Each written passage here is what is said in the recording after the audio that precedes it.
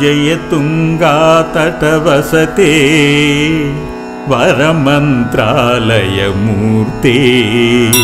कुरु करुणामयि भीते परिमलततकीर्ते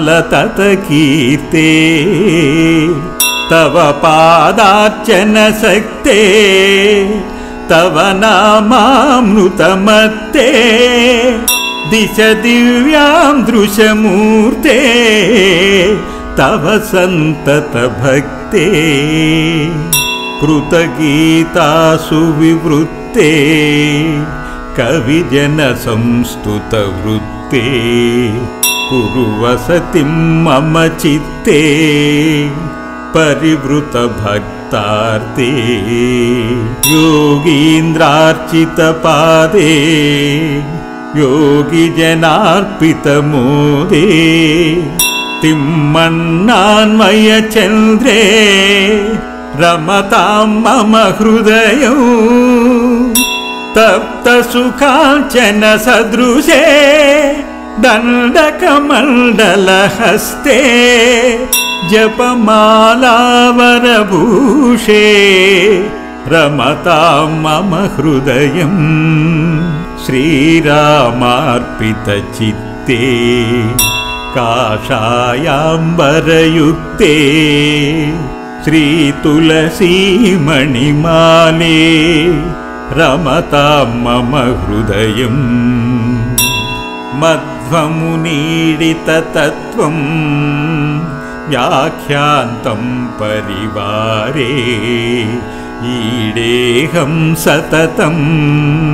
मे सङ्कटपरिहारं वैनिकवंशोक्तौ संवरविध्वनिमणिमान्यौ वरदाने कल्पतरू वन्दे गुरुराजं सुशमीन्द्रार्यकुमारै विद्येन्द्रैर्गुरुभक्त्या रचिता श्रीगुरुगाथा सज्जनमोदकरी सज्जनमोदकरी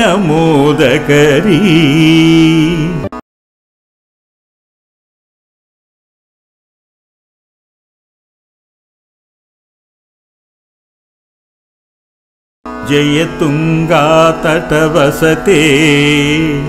वरमन्त्रालयमूर्ते कुरु करुणामयि भीते परिमलततकीर्ते तव पादार्चनशक्ते तव नामामृतमत्ते दिश दिव्यां दृशमूर्ते तव सन्ततभक्ते कृतगीतासु विवृत्ते कविजनसंस्तुतवृत्ते कुरु वसतिं मम चित्ते परिवृतभक्तार्ते योगीन्द्रार्चितपादे योगिजनार्पितमोदे तिम्मन्नान्वयचन्द्रे रमतां मम हृदयं तप्तसुखाञ्चनसदृशे दण्डकमण्डलहस्ते जपमालावरभूषे रमतां मम हृदयं श्रीरामार्पितचित्ते काषायाम्बरयुक्ते श्रीतुलसीमणिमाले रमतां मम हृदयं मध्वमुनीडिततत्त्वं व्याख्यान्तं परिवारे ईडेहं सततं मे सङ्कटपरिहारं वैनिकवंशोक्तौ संवरविध्वनिमणिमान्यौ वरदाने कल्पतरू वन्दे गुरुराजं सुशमीन्द्रार्यकुमारै विद्येन्द्रैर्गुरुभक्त्या रचिता श्रीगुरुगाथा सज्जनमोदकरी सज्जनमोदकरी।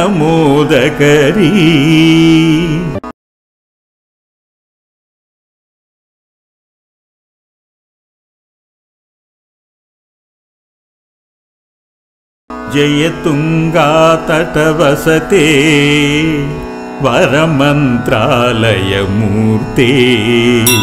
कुरु करुणामयि भीते परिमलततकीर्ते तव पादार्चनशक्ते तव नामामृतमत्ते दिश दिव्यां दृशमूर्ते तव सन्ततभक्ते कृतगीतासु विवृत्ते कविजनसंस्तुतवृत्ते कुरु वसतिं मम चित्ते परिवृतभक्तार्ते योगीन्द्रार्चितपादे योगिजनार्पितमोदे तिम्मन्नान्वयचन्द्रे रमतां मम हृदयं तप्तसुखाञ्चनसदृशे दण्डकमण्डलहस्ते जपमालावरभूषे रमतां मम हृदयं श्रीरामार्पितचित्ते काषायाम्बरयुक्ते श्रीतुलसीमणिमाले रमतां मम हृदयं मध्वमुनीडिततत्त्वं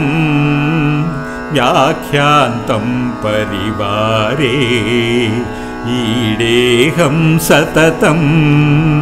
मे सङ्कटपरिहारम् वैनिकवंशोत्तौ संवरविद्वनिमणिमान्यौ वरदाने कल्पतरु वन्दे गुरुराजम् सुशमीन्द्रार्यकुमारै विद्येन्द्रैर्गुरुभक्त्या रचिता श्रीगुरुगाथा सज्जनमोदकरी सज्जनमोदकरी।